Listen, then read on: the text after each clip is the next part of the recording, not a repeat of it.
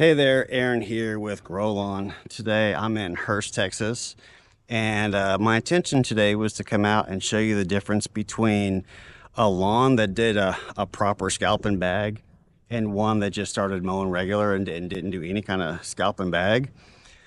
I found some stuff along the way, and today we're going to go over that. So let me turn the camera around. Let's get into it. All right, so this is a lawn that we've had for several years, and every year, or not every year, last year she had some yellowing like this, and she had some take-all root rot and some nigrospore stolen rot, and she ended up mowing the grass short and having it top dressed with peat moss, and it came out really amazing. And so this yard didn't get any kind of scalp or anything this year, or bagging or anything like that, but this yard over here did. And you can see that it's a lot healthier. It's coming in a lot faster. Now it's April 15th or so, and so the yards aren't fully out of dormancy yet. They're getting close, but you can see that it doesn't have the yellowing that the other yard had. Now the customer did put out some peat moss, and I love that they did that. But as you can see, this yard is in much better shape. But while I was diagnosing this yard, the one that I'm standing in now, I did find some St. Augustine Decline.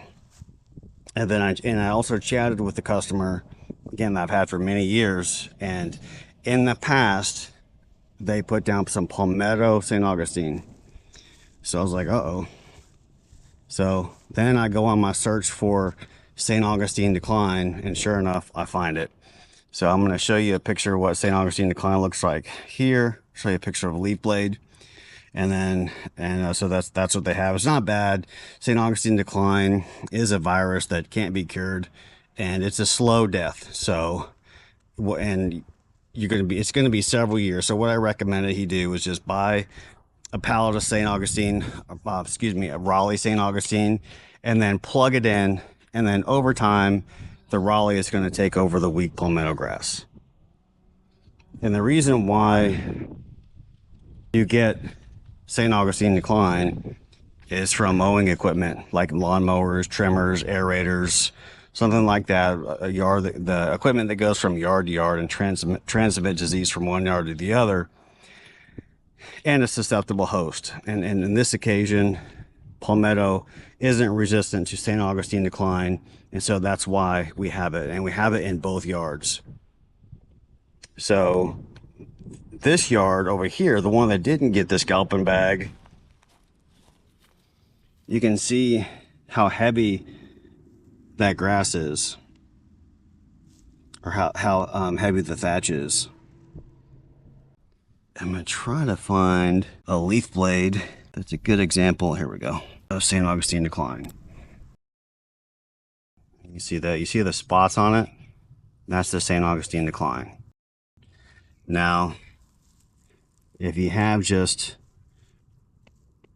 yellowing like this, this is iron chlorosis.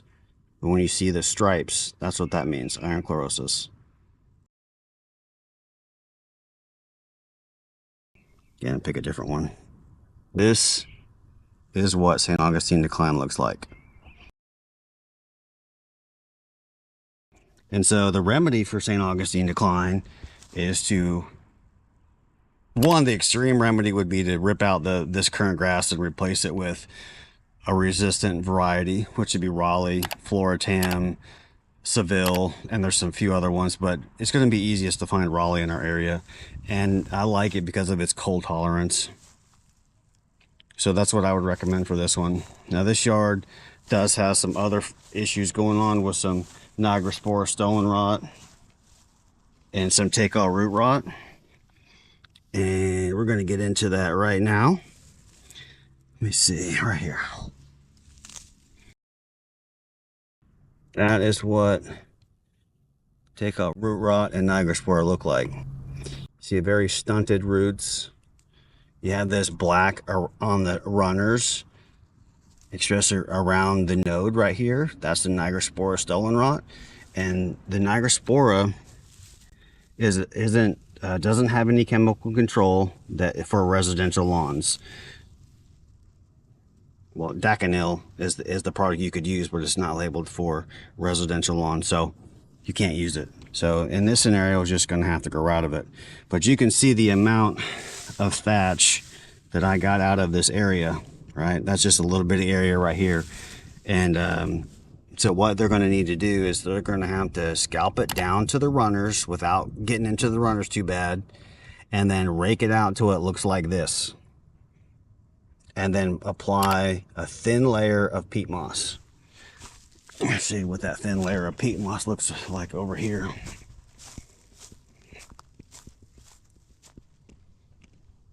This is what a thin layer of peat moss looks like. Actually, I'm a little heavy in this area, but about like that's fine. Water it in.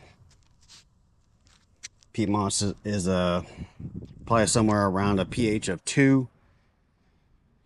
And it gets around the runners and the leaves and the soil interface, and it really affects the soil pH. And take-all root rot is sensitive to pH, and so it's the best control that we have for take-all root rot. Both of these lawns have had multiple applications of fungicide already this year, but fungicides aren't going to work under these conditions. When you get conditions like this where the yards have too much thatch, it's just too much to overcome.